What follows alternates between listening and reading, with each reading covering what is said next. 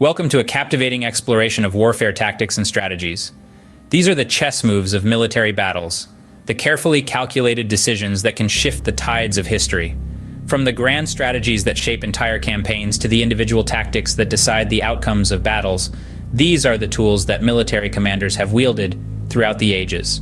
They hold a mirror up to the times, reflecting the state of technology, the geography of the battlefields, and the ideologies of the combatants. In many ways, they are the brushstrokes that paint the larger picture of our shared history.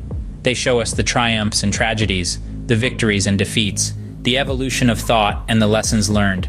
Understanding them allows us to comprehend not only the past, but also the present and the potential future. Now that we've set the stage, it's time to delve deeper into the fascinating world of military strategies. To fully appreciate the tactics and strategies used, we must first understand the historical context in which they were formulated. The world was a vastly different place, with borders and alliances in a constant state of flux. Geopolitical factors played a crucial role in shaping the strategies of war.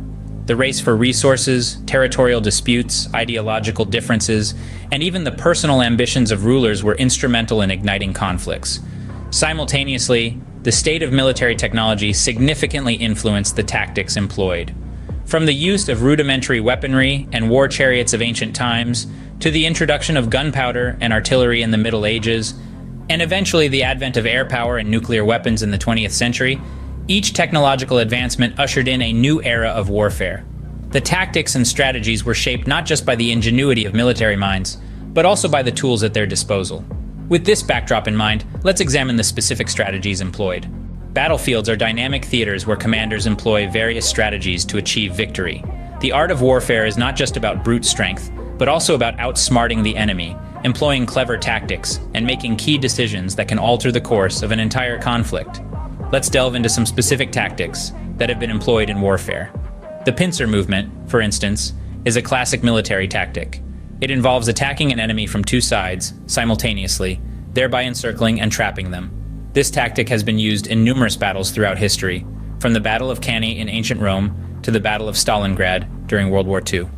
Another notable strategy is the feigned retreat, where an army pretends to be defeated and starts retreating, only to turn back and attack when the enemy lowers their guard. This tactic was used effectively by Genghis Khan, the Mongolian leader, in many of his conquests. However, it's essential to remember that the success of a tactic largely depends on the military commanders and leaders responsible for formulating and executing these strategies. For instance, during the American Civil War, General Robert E. Lee made a decisive decision at the Battle of Chancellorsville. He split his outnumbered forces, a move seen as highly risky, but it paid off, resulting in a significant Confederate victory. On the other hand, Napoleon Bonaparte, a brilliant tactician, made a grave error during his invasion of Russia in 1812. Ignoring the harsh Russian winter, he pushed his troops too far, too fast, leading to a disastrous retreat and marking the beginning of his downfall. These examples underscore the fact that tactics are not just about the strategy itself, but also about the decision-making process.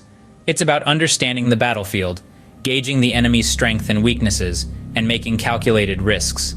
However, it's important to note that even the most well-planned tactics can fail due to unforeseen circumstances, or simply because the enemy was one step ahead. These tactics, while ingenious in their design, were not always successful. Like any strategic endeavor, warfare has seen its share of brilliant victories and devastating failures.